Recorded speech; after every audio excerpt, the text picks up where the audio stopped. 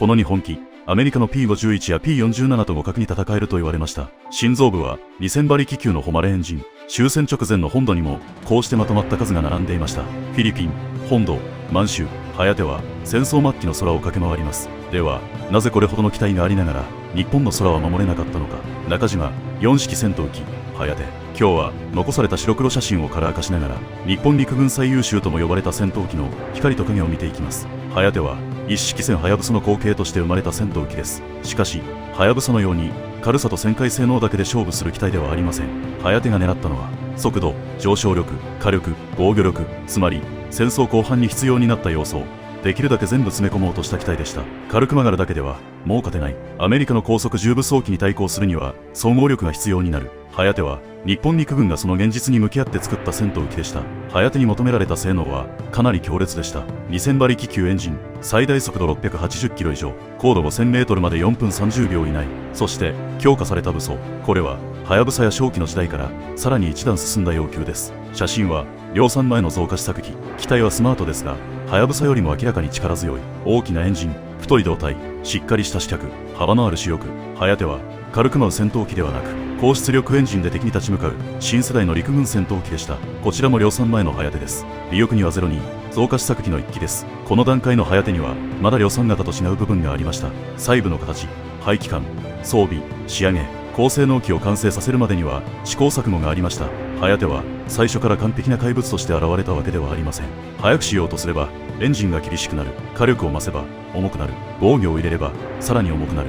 ハヤテは日本陸軍が理想を詰め込んだ機体でした。だからこそその分完成までの難しさも大きかったのです。この写真はかなり面白い一枚です。昭和19年秋、所沢基地で報道公開された飛行第73戦隊のハヤテ。資料では第二次増加試作機の一機とされています。つまりハヤテはただ隠されていた秘密兵器ではありません。日本側が親衛戦闘機として世に見せようとした機体でもありました。写真では堂々とした姿に見えます。しかしここに皮肉があります。ハヤテが本格的に出てくる頃、日本はすでに燃料、部品、整備環境、熟練工の全てで苦しくなっていました。機体は強い。でもその強さを支える国力が削られていく。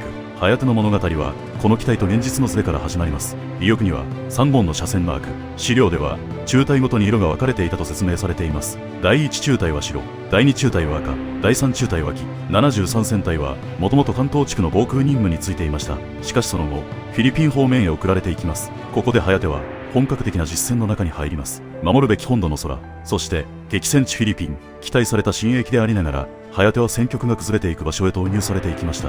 この後方からの写真を見るとハヤテの機体形状がよくわかります。ハヤブサより大きく、正気より整ったシルエット、胴体は太く、主翼もしっかりしている。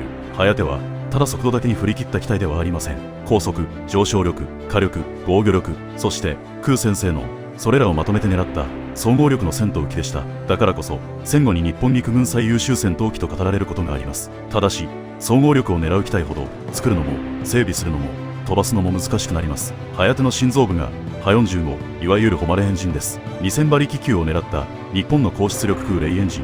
このエンジンがあったからハヤテは高性能を目指せました。しかしここが同時に弱点にもなります。精密なエンジンを安定して量産するには良い材料、工作精度、熟練工、良質な燃料、整備体制が必要です。カタログ上のハヤテは強い。でも前線のハヤテがいつもその性能を出せたわけではありません。この開かれたカウリングはハヤテの強さと弱さを同時に見せています。こちらはハヤテの機種周りです。大型のカウリング、4種ロペラ、排気管、ぎっしり詰まった機種。ここだけを見るとハヤテは本当に強そうです。ハヤブサの軽快さとは違う。正気の迎撃機らしさとも違う。ハヤテには戦争後半の日本機らしい重く力強い迫力があります。しかしこの強さをなめかを前線で常に使える状態に保つことが難しかった。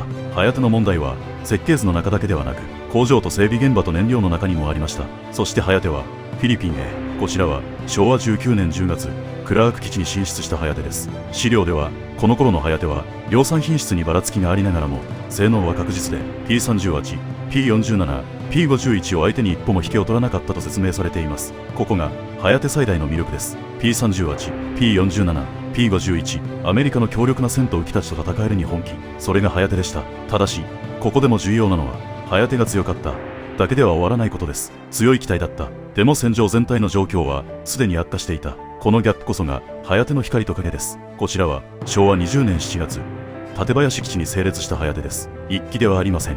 複数のハヤテが並んでいます。終戦直前の日本本土、そこに並ぶ新鋭戦闘機。この写真には強さよりも緊張感があります。ハヤテは最後の防空戦力として期待されました。 B29 艦載機、本土に迫る危機。ハヤテは最後まで戦うための機体でした。ただ写真に並ぶ機体の数以上に必要だったものがあります。燃料、部品、整備員、飛行場、そして訓練された搭乗員。機体があるだけでは空は守れないのです。こちらは昭和20年4月清須基地のハヤテです。資料では飛行第111戦隊の機体である可能性が高いとされています。主に本土防空に使われた機体です。ここでハヤテは完全に戦争末期の日本機の姿になります。塗装はあれ、機体は使い込まれている。新鋭機のはずなのにどこか疲れた空気がある。ハヤテは日本陸軍の希望でした。しかし同時に燃料不足、整備難、品質低下、戦局悪化、それらを全身で背負った機体でもありました。高型は 12.7 ミリ機関砲と20ミリ機関砲、オツ型は20ミリ機関砲を強化、さらに30ミリ機関砲を搭載した方も試みられました。つまりハヤテは戦争後半の敵に合わせて火力を増していった機体です。相手は速く、重く、頑丈になっていく。こちらも火力を増やすしかない。でも火力を増せば機体は重くなる。整備も難しくなる。ハヤテは高性能機であると同時に戦争後半の重くなっていく空戦に巻き込まれた機体でもありました。最後にこの写真です。満州で撮影された飛行第104戦隊のハヤテ。資料ではこの部隊は B29 迎撃、そしてソ連軍侵攻に対する攻撃にも関わったと説明されています。ここでハヤテの物語は本土防空だけでは終わりません。フィリピン、本土、満州、ハヤテは戦争末期のあらゆる戦場に投入されました。写真の尾翼マークは104を図案化したもの。機体は銀色でどこかスマートな印象もあります。でもその姿の裏にはもう崩れかけた戦局があります。高性能機だった。しかし使われた時代が遅すぎた。ハヤテという機体の悲劇はそこにあります。ハヤテは日本陸軍がたどり着いた一つの答えでした。ハヤブサの軽さ、正気の上昇力、飛燕の高速性、それらの先に総合力で勝とうとした戦闘機、それが4式戦ハヤテです。戦後の評価では P47 や P51 にも劣らないとされた。実戦でも P38、P47、P51 を相手に戦えた。しかしハヤテは機体だけで戦っていたわけではありません。必要だったのは良質な燃料、安定した部品、熟練した整備、量産品質、そして空を支える国力。ハヤテは強かった。でもその強さを十分に発揮できる時代と環境が日本にはもう残されていなかった。あなたはハヤテを旧日本陸軍最強の戦闘機だと思いますか？それとも遅れて現れた悲劇の名機だと思いますか？ぜひコメントで教えてください。